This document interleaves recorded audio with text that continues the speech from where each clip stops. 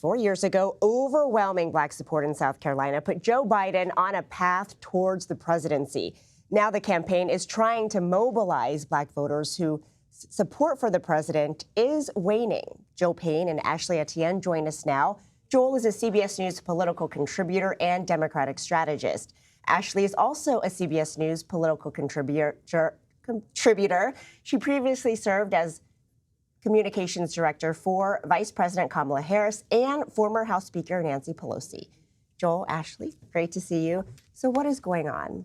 Why is the support not there like it was in 2020 for Joe Biden in the Black community? Well, I think we're projecting a bit right now, right? This is in the middle of a tough time in the presidency.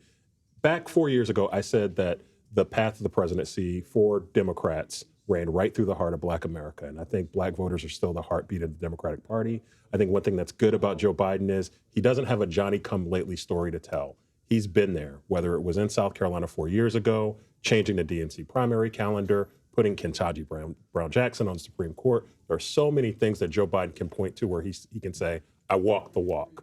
And so I think that's what you're going to see the campaign lean on a lot. But here's the other challenge. He's got an incredible record, as Joel just rattled off. But the problem is, how is that message actually penetrating the community? Is the community actually receiving that message? And here's what I think the party is missing. I've been in these meetings, private meetings with the party leaders, most recently as a month ago, and I was in the war room in 2020 on Joe Biden's campaign. And I think what we're missing is the fact that disinformation is having an outsized impact on Black people's perceptions of this president and his record, as well as suppressing enthusiasm for the president. And that's something that the party hasn't yet quite figured out how to solve for that issue. I mean, they're dumping a lot of money on television, but that's not where, the disinformation is. It's in our feeds now. So my advice would be, do something bold, go big. The party is run by Black men. I mean, commit to, new resources, to a new program.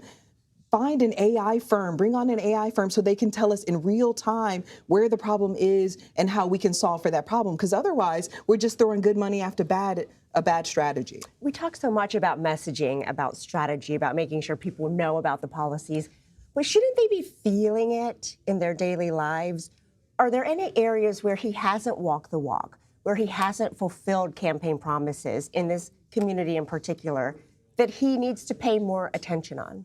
Yeah, I mean, I think two issues come to mind for me. One is voting rights. The president ran on the fact that democracy was in peril and we needed to pass voting rights reform and legislation. That didn't actually happen. The other is police reform, right? We all saw, the whole world came to attention after the death of the murder of George Floyd. And the president and the vice president made commitments around moving legislation and putting their weight behind pushing legislation through the actual Congress. And the president, talked about Tyree Nichols during the State of the Union this past year. And you had Republicans stand up on the other side clapping. And it felt like that was a moment where we could have seized and had some bipartisan action on this really big issue that we know is disproportionately impacting Black people and Black men in particular. And there was no action. So I think that there is some level of disappointment and feeling like, you come into my community in October and you're pandering to me just for my vote, but come January, my issues are no longer your priority. Well, and I think that's why, you talked about the timing of when you start those appeals. You don't want to start them in October. And I do think, we can talk about a history of doing in the Democratic Party. Democrats have done. I think the Biden campaign and really the Biden-Harris administration and the 2020 campaign has made an effort to do that earlier. Absolutely. A word that Ashley and I were talking about as we were thinking about how to have this conversation was persuasion. That's the term that's used for how you approach voters. Do you treat them as a persuasion target or a turnout target? Turnout is giving you logistics. Show up on this day, register at this time, and this is the information for how you vote. Persuasion is, why should you vote for me?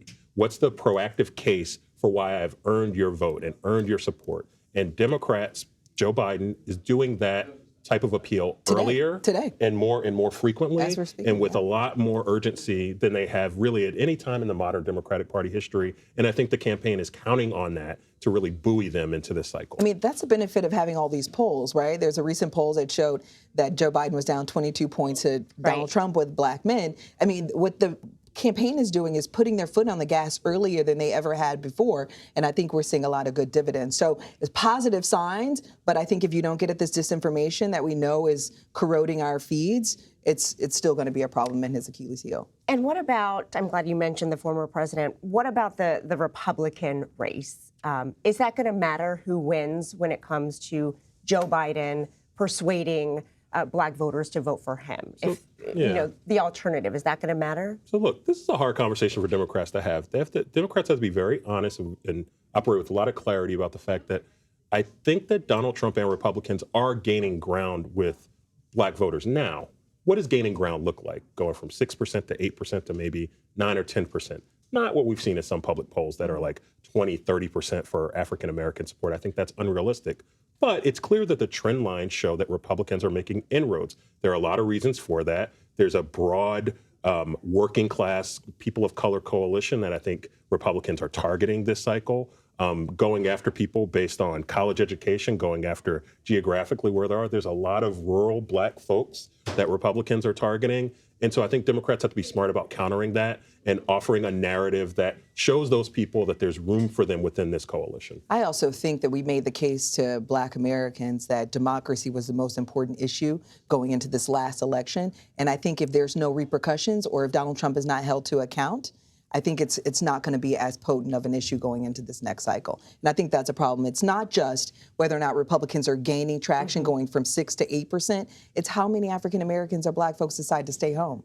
That's the real question. Yeah, I'm glad you brought that up, because is it about persuasion or is it about just not going? It's about everything. It's too early. It's about everything. It's about investment. It's about energy. I worked on Hillary Clinton's campaign in 2016, and you can tell that story in a lot of ways through what happened in Wisconsin. There was a county in Milwaukee, there was a New York Times story about this, that just didn't show up. Right. There was one precinct, and that, frankly, made the difference between the last 6 years of American life that Black voters dealt with.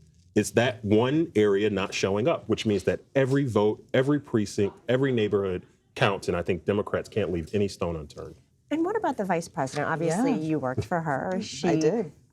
Is a historical figure. Yeah. Will she have influence to get voters out in the Black community?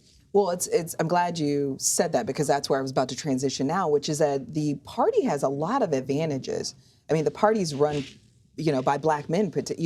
You've got Hakeem Jeffries, who's running the House. You got Jamie, who's running the DNC, and then you've got the vice president. Yeah, you got Quentin, who's the number 2 on the campaign, first time ever. The head of communications is an African American male.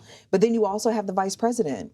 So you have a lot of tools in your toolkit, the Democratic Party does, that we can leverage and exploit to drive out, to make the case to Black folks, and then to drive out Black turnout. So I'm hearing that the vice president is doing a lot of meetings at her residence and in her office with Black men in particular of great influence and who are influencers all over the country that can drive and penetrate some of these communities and pockets of the community. And I think they believe that that is sort of the beginnings of what could become an army that could be leveraged to actually go out and drive out turnout, right? Serve as surrogates for the campaign, right? So the work that the president can't do or the vice president can't do, you would have these folks out there talking directly to voters. So she's doing those meetings now, and I think that they think that that's part of the larger strategy to get people engaged and active earlier than ever before. So I think she's going to have an outsized impact. And she's a great asset to the president. Well, I have many more questions, but we have to leave it there. Thank you both so much. Thank you. Joel Payne, Ashley Etienne. We will see you soon. All right.